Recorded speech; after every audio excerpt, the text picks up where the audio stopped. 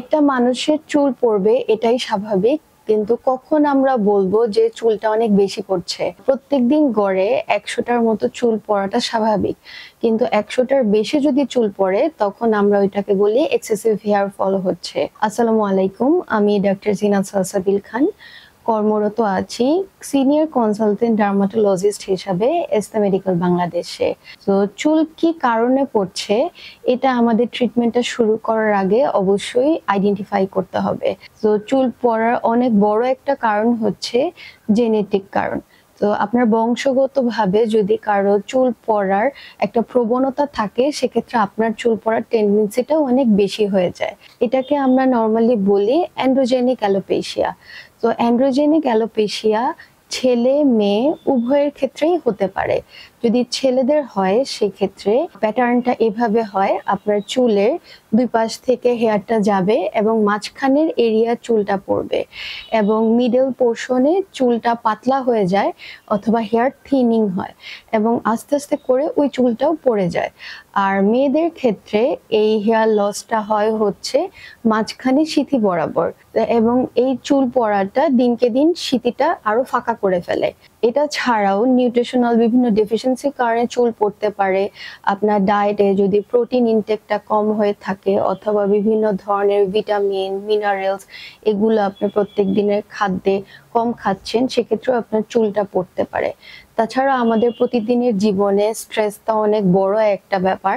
So আমাদের প্রত্যেক দিনের লাইফে যে স্ট্রেস আছে সেটার থেকেও চুলটা পড়তে পারে, অথবা আপনার কোনো এক্সামের স্ট্রেস থেকে চুল পড়তে পারে। আপনার যদি রিসেন্ট কোনো জ্বর হয়ে থাকে, ডেঙ্গু বা কোভিড অথবা টাইফয়েড, তারপরেও চুলটা পড়তে পারে। বেশিরভাগ সময় দেখা যায় যে প্রেগনেন্সির সময় চুলটা অনেক সুন্দর হয়ে যায় এবং আফটার ডেলিভারি চুলটা পড়া শুরু করে। এটা সাধারণত হরমোনের জন্য হয়ে থাকে। এছাড়াও বিভিন্ন ধরনের আরো হরমোনের ইমব্যালেন্সের জন্য চুল পড়তে পারে, যেমন thyroid hormone, polycystic ovarian syndrome, এগুলোর কারণেও চুল পড়ে।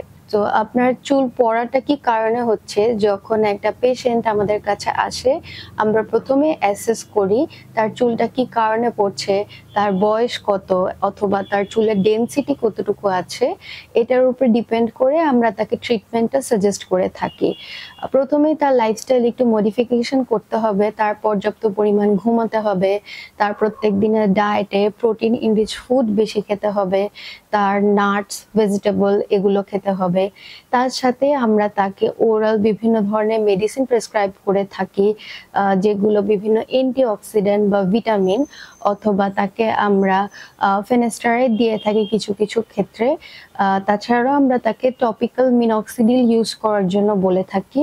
তার সাথে অ্যাডভান্স ট্রিটমেন্টগুলো আমরা তাদের প্রেসক্রাইব করে থাকি। তাছাড়া আমরা বিভিন্ন ধরনের অ্যাডভান্স ট্রিটমেন্ট প্রেসক্রাইব করে থাকি। এই অ্যাডভান্স ট্রিটমেন্টগুলোর মধ্যে খুব পপুলার একটা ট্রিটমেন্ট হচ্ছে পিআরপি। পিআরপি মানে প্লাটলেট রিচ প্লাজমা। আমরা পেশেন্টের ব্লাড নেই এবং সেটাকে সেন্ট্রিফিউজ করি, সেন্ট্রিফিউজ করে আমরা একটা প্লাজমা তৈরি করি।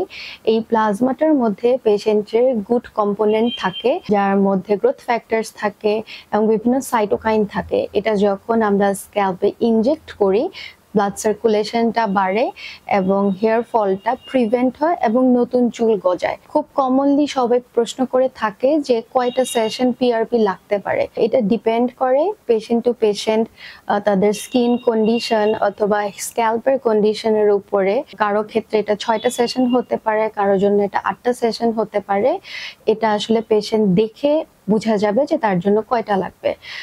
নর্মালি 2টা সেশনের মধ্যে ডিফারেন্সটা হয়ে থাকে 1 মাসের। পিআরপি ছাড়াও অন্য বিভিন্ন ট্রিটমেন্ট আমরা সাজেশন দিয়ে থাকি, যেমন লো লাইট লেজার থেরাপি, এক্সোজোম অথবা স্টেম সেল।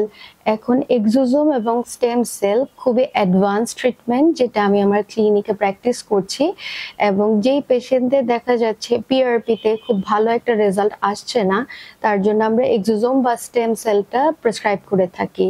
তো আপনার যদি হেয়ার রিলেটেড কোনো প্রবলেম ফেস করে থাকেন তাহলে অবশ্যই আপনি যোগাযোগ করতে পারেন নিচে আমার ডেসক্রিপশনে দেওয়া অ্যাড্রেসে। আশা করি আপনাদের প্রবলেমের সলিউশন হবে। Thank you.